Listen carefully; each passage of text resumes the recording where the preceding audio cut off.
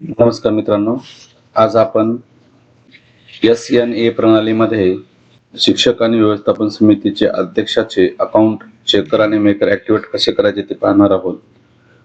तर आपण सुरुवातीला ही साईड आपल्याला ओपन करायची आहे. साईडचं हे बघा, ही आहे आपली साईड. ही साईड ओपन करायची आहे आपल्याला. मी तर चेकबॉक्स मध्ये टाकत आहे. या साईडवर ओपन केल्याच्या नंतर हे पेज ओपन होईल. त्यानंतर आपल्याला आता लॉग इन पेजवर क्लिक करायचं आहे. लॉग इनवर आपला जो युजर आहे तो इथं आपल्याला युजर आय डी टाकायचा आहे. आपल्याला इथे युजर आय डी आपला जो दिलेला आहे तालुक्याने.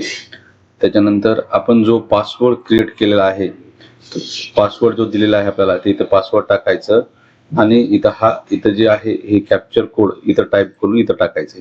कॅप्चर कोड मध्ये जे बेरीज गुणाकार जे आहे ते इथं टाकायचे आपल्याला आणि आपल्याला ह्या लॉग इन पेजवर क्लिक करायचे.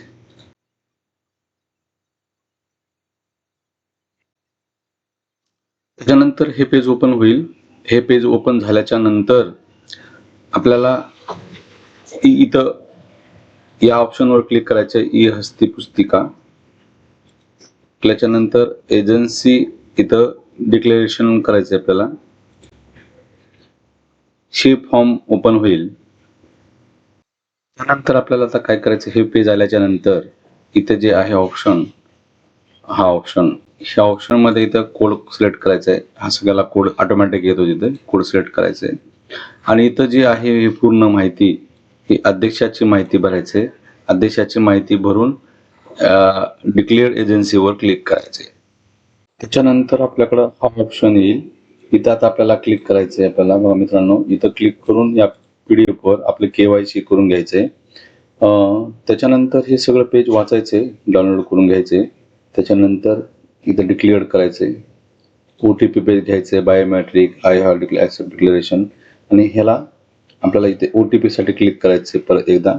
त्यानंतर इथं आय हॅव ह्याच्यावर क्लिक करायचं आणि आपल्याला प्रोसीड टू ई साइन करायचे. त्यानंतर असं ऑप्शन येईल,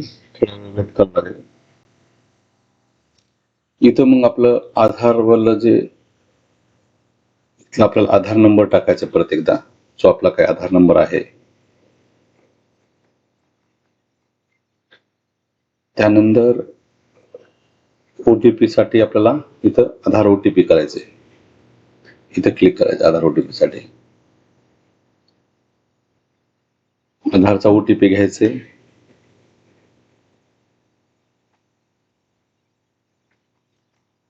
आणि OTP इथं OTP टाकायचं या कॉलम मध्ये. त्याच्यानंतर सबमिट करायचे, इथं सबमिट करायचे.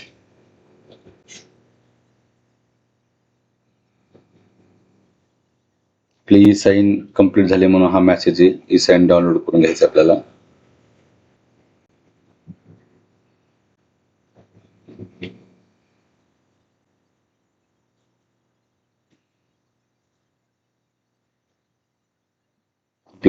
या प्रकारे आपल्याला ही प्रोसेस करून इथं बॅकवर क्लिक करून घ्यायचे.